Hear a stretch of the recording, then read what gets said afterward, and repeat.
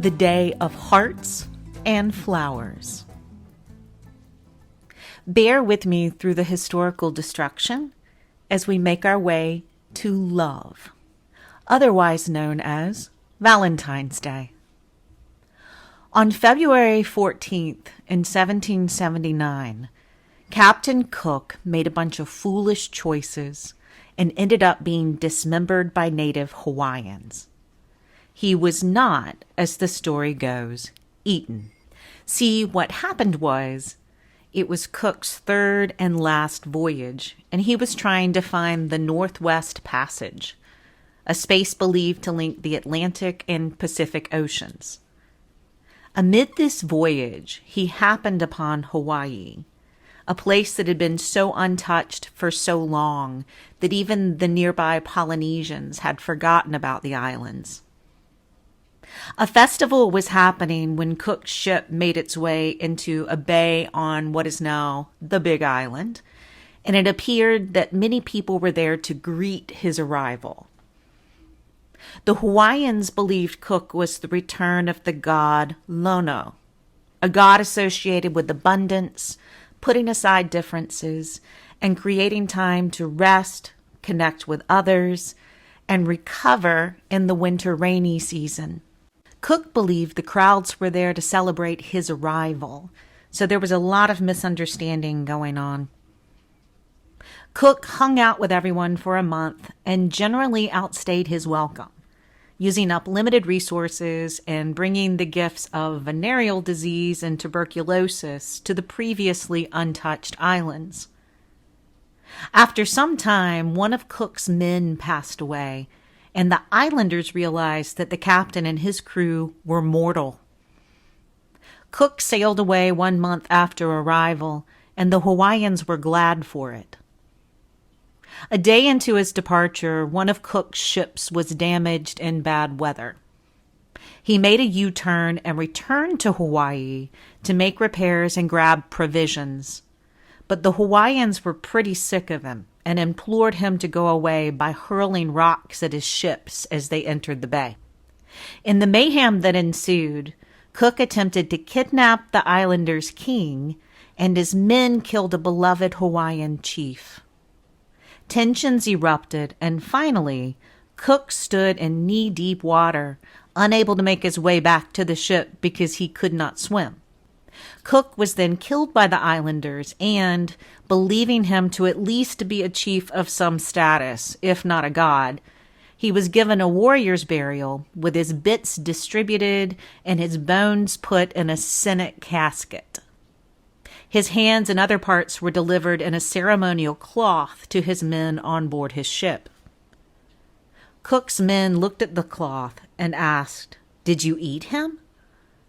And the islanders were confused, and they answered, "What, do you eat your dead?" And that's how the rumors got started. On Valentine's Day, let's do our best to really understand what the other person is saying. Let's not outstay our welcome. And when we're giving gifts, let's try to make sure those gifts are wanted. Miscommunication is a plague that can be easily avoided. Arrivals. Understanding and being understood is an art, one that extends beyond history and human relationships. This is so apparent as I introduce new horses to our farm and watch them navigate an unfamiliar world, learning who they can trust. Many animal communicators say that the number one message they get from horses is a constant fear of when they'll be taken away from their homes and herds and placed somewhere new. We welcomed 2 new horses to the farm this week. Acclimating to new environments is difficult for horses, and if we're being honest, it's tough for humans too. So welcome home, Mocha, and welcome to your new family, Pete. And thank you, Lakin, for making this magic happen. Adjusting to a new place takes time. Some horses settle in quickly, while others take longer to relax, figuring out who they can trust and what feels familiar. People aren't much different. It's hard to feel at home when you're always bracing for the next move, waiting to see if you're really staying this time. I used to think that love worked the same way, that it was temporary, something you had to hold onto tightly or risk losing. But Christopher has shown me otherwise. Heart love.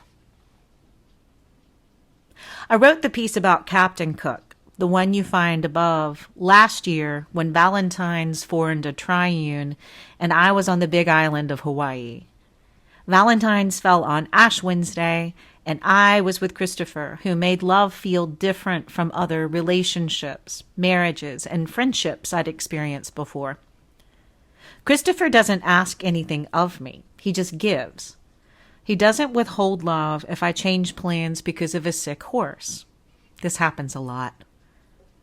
In the months following our wedding and Hurricane Helene, being in a vehicle was a chore of vertigo and nausea for me. But Christopher patiently watched me as we traveled, noticing signals that said I didn't feel well. When it got to be too much, he turned around and brought me home to the farm. And as we returned, he praised every new mile I'd been able to stand being in the car each week, glorying in wins so small I read them as failures. Until him, I knew love as transactions that needed my constant tending so I wouldn't suffer in the red. You know the kind of relationships I'm talking about, the kind where your account is overdrawn and there's no way to go back to a positive balance because the fees and interest keep adding up. Love that doesn't ask for anything in return can be so quiet you miss it at first. If I hadn't spent my life running to catch up, if I hadn't worked myself to the bone and was forced to stillness by pure exhaustion, I'm not sure I could have noticed when Christopher showed up with lanterns for me to see in the dark and bags of food to feed me. I say all this on this day set aside for love because the whole world feels tired right now and is in need of a little compassion. And not the kind that asks for more with thoughts and prayers, but the sort that gives without stopping to ask, what's in this for me?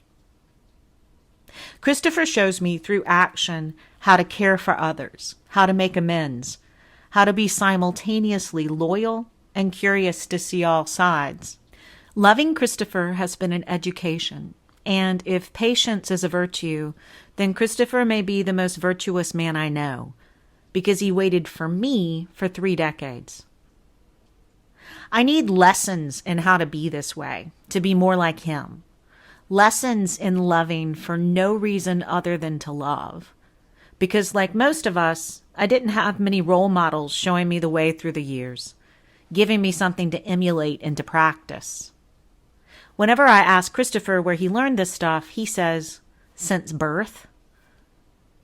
The practice of love is so much easier than practicing piano or studying for a French exam. It's so easy, it's hard. I had the honor of listening to Reverend Occam Daffin at a memorial service recently. In the service, he said, there are things that we deliberately do and things that come to us. Love never ends. Hate is easy. Love is hard. Grief is the experience of love from the other side.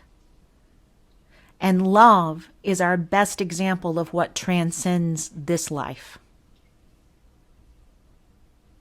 Like intuition, play, and wonder, love is something we're born into knowing, but lose as our brains develop and we mature into the world. Working a lifetime to get our sense of forgotten love back is as worthy as launching a career path and, like it, filled with countless opportunities for advancement. I could talk about love all day. I used to shy away from it because I'd been led to believe that cynicism and dry humor were signs of a learned mind. We're taught to believe love's not worthy of study. I'm making up for lost years. Christopher recently secured housing for a mutual friend going through a medical crisis. My first reaction to the news was, hold on, this person has a sordid past. This person has previously taken advantage of my goodwill. What's the benefit for us in helping? I didn't say this out loud to Christopher, though, but I would have not too long ago. Before I spent some time studying Christopher's altruism in action, I would have dug in for an all-out war over why my perspective was right. I opted instead to stand back and take notes this time. Christopher had previously encouraged me to forgive this friend, and that ended up being the right move. Christopher spent a day off clearing out a room in his house, sorting through stored things left behind by other people he'd helped. The friend came over for dinner. We laughed and spoke from our hearts. There are 1,000 ways that helping can go wrong. Stories of goodwill soured by expectation, of generosity met with ingratitude. But there are just as many ways that helping can go right. Ways I've watched Christopher embody and I'm still learning to embrace. When I sat down last week with Olympic equestrian Kim Walness for a conversation that will be launching soon on my podcast, she talked about how her horse Gideon asked us to lean into heart love. When you've learned to trust what resonates with you, and you've learned to open the doors to your heart and your gut and your mind, then you may begin to feel in the presence of another being an all-enveloping love. I'm not going to use the word unconditional because Gideon says he doesn't like the word conditional at all. It's a love like being wrapped in warm tenderness and compassion. He calls this heart love. I've spent so much of my life analyzing love, hoping to recognize the sneaky ways it shows up, the ways that don't declare themselves as grand gestures, but hold entire worlds in meaning. It's been my experience that love reveals itself in the smallest, most ordinary ways, like a broken shower. How to love a writer. Not too long before Christopher told me I was intimidating, we gathered for a dinner with friends at my house. I wrote about this in our full love story, and you can find a link to it and read all 10 parts at Stable Roots. Several things happened that day that were notable. I had jumped off the back of the hay trailer and displaced my kneecap. A friend had driven quickly into town to escape an unlivable situation. And the shower in the guest room broke. I was hobbling around on a cane, and I was pretty out of my skull with the kneecap shock. When the guest brought the shower to my attention, I just looked at Christopher and said, "Help." He went to take a look at it, and I hobbled after him. I parked beside the tub as he fiddled with the knobs. "What do you think is wrong with it?" I asked. It was at this point that he turned to look at me, and something happened that I'd only read about until then. I literally got lost in his eyes. Where I was perched with my knee outstretched, our faces were close, and the unexpected, sudden pull of finally seeing him was so great that my brain blipped off. I just sat there, stunned, pulled, mesmerized, gaping for a minute. By the time my brain came back online, I was pulling away because, nope, this is your friend. We don't ruin lifelong friendships with longing. This is stupid, Kim. That moment stayed in my mind until my trip to Denver when Christopher came clean with me about my intimidation and his love. I've since learned that his eyes are green, but with so many flecks of brown, they look like mocha. I've learned that he is truly the funniest person on the planet, and his comeback timing is second to none, and someone should give him a prize for witty retorts. I've learned that he is uncannily intuitive and immeasurably kind. I've learned that he always tells the truth. I've learned that we can share silence as much as we can share talking, And when he does his thing and I do mine, we come back together and gleefully explain what we independently discovered, like kids.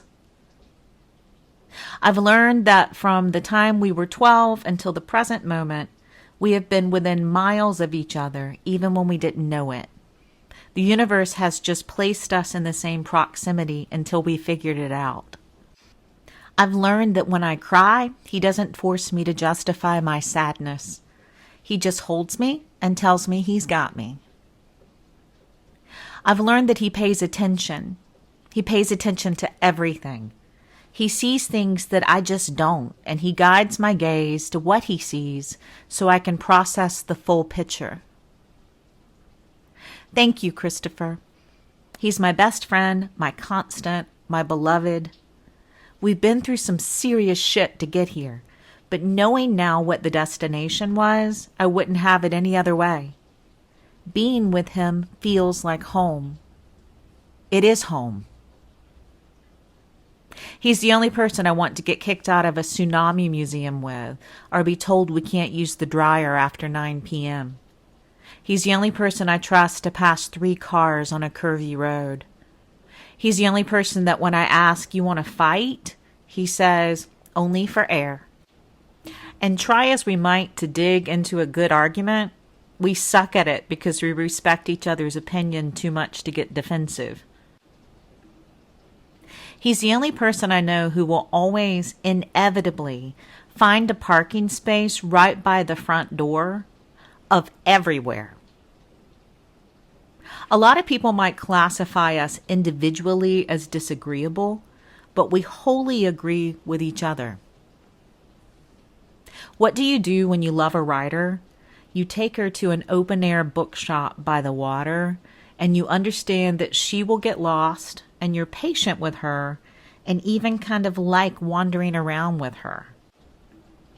And when she tells you to stop and take a deep whiff of the air in the store, you do it without question, and you even squeeze her hand a little harder when she closes her eyes in pure bliss and says, "Books."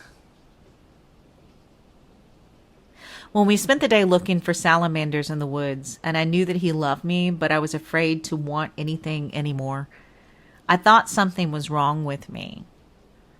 I said, "I can't eat and I can't sleep."